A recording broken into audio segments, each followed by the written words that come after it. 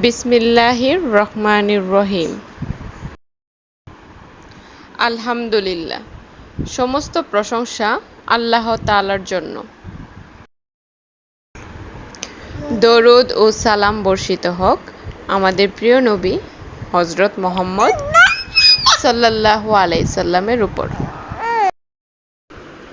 প্রিয় দর্শক ও শ্রোতাবিন্দু, আসসালামু আলাইকুম।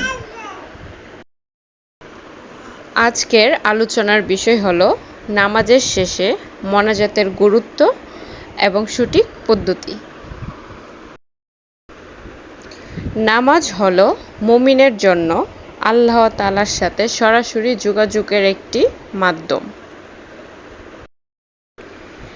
একটি মাধ্যম বললে ভুল হবে। আল্লাহর সাথে সরাসরি যোগাযোগের নামাজ হলো সবচেয়ে বড় মাধ্যম। আর মোনাজাত হলো সেই যোগাযোগের হৃদয়স্পর্শী প্রকাশ, যেখানে বান্দা তার প্রয়োজন, আশা, ভয়, ভালোবাসার কথা আল্লাহর সামনে প্রকাশ করে। তার প্রয়োজনীয় যত ধরনের আবদার আছে সবকিছু আল্লাহর সামনে তুলে ধরার মাধ্যমই হলো মোনাজাত। আল্লাহ তাআলা পবিত্র কোরআনে ইরশাদ করেছেন যে, তোমরা আমাকে ডাকো, আমি তোমাদের ডাকে সাড়া দেব। এই আয়াত থেকে আমরা জানতে পেরেছি বা শিখাই যে আল্লাহ তাআলা তার বান্দার দোয়া শুনতে ভালোবাসেন।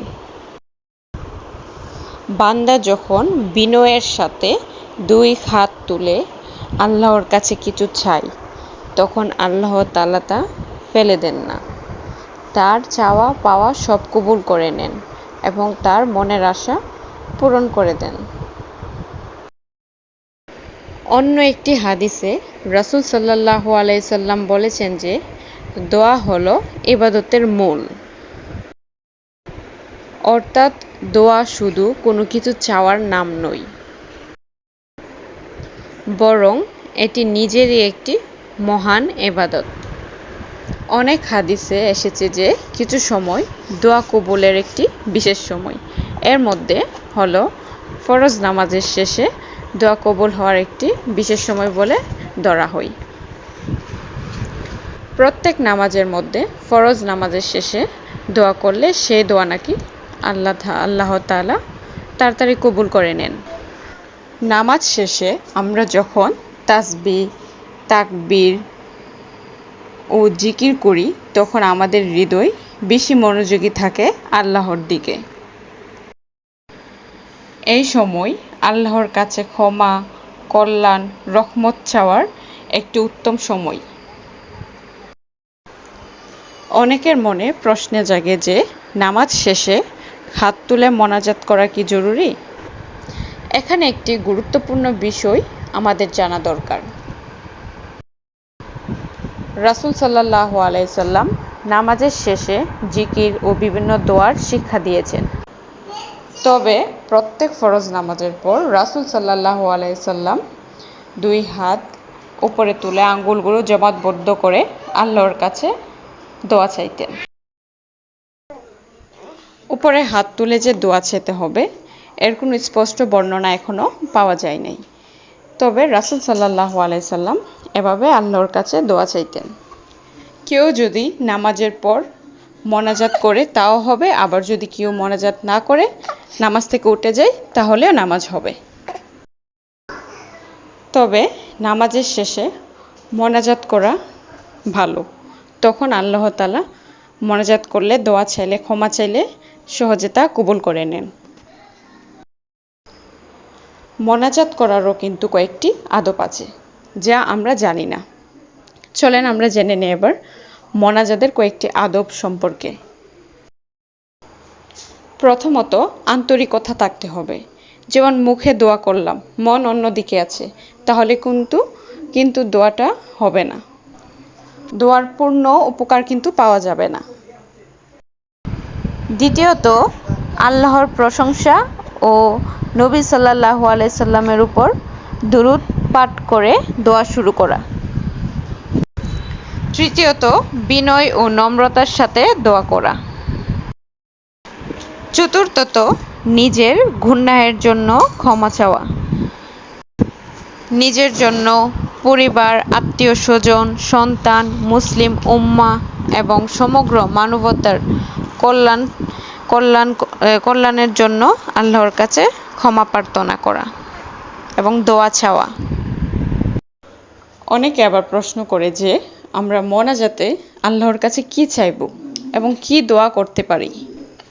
মোনাজাতে আমরা বলতে পারি যে, হে আল্লাহ, আমাদের গুনাহগুলো ক্ষমা করে দেন। হে আল্লাহ, আমাদের ঈমানকে মজবুত করুন।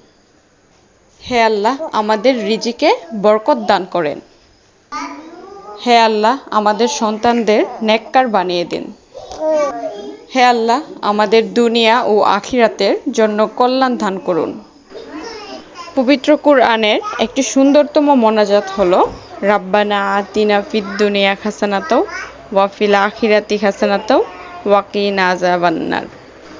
এর অর্থ হলো, হে আমাদের রব, আমাদের দুনিয়ায় কল্যাণ দিন, আখিরাতে কল্যাণ দিন এবং জাহান্নামের শাস্তি থেকে রক্ষা করুন। এখন আমরা জানব মোনাজাত কেন আমাদের জীবনে প্রয়োজন। আমরা সবাই কোনো না কোনো কষ্ট, দুশ্চিন্তার মধ্যে দিয়ে যাই। এমন অনেক কথা আছে যেগুলা মানুষকে বলা যায় না, বরং আল্লাহকে বলা যায়।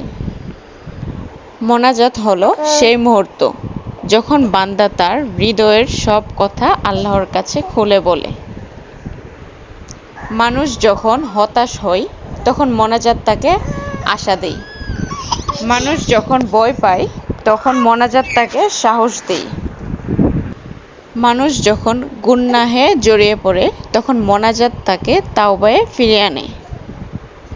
নামাজের শেষে মোনাজাত একটি সুন্দর ও বরকতময় আমল। শুধু মুখের কথা নয়, হৃদয়ের গভীরতা থেকে আল্লাহকে ডাকতে হবে। কারণ আল্লাহ তার বান্দার অন্তরের কথা জানেন। আল্লাহ তার বান্দার খুব কাছেই থাকেন। আল্লাহ তাআলা আমাদের সবাইকে নিয়মিত নামাজ আদায় করা এবং আন্তরিকভাবে দোয়া ও মোনাজাত করার তৌফিক দান করুন। আমিন। আসসালামু আলাইকুম ওয়া রাহমাতুল্লাহি ওয়া বারাকাতুহু।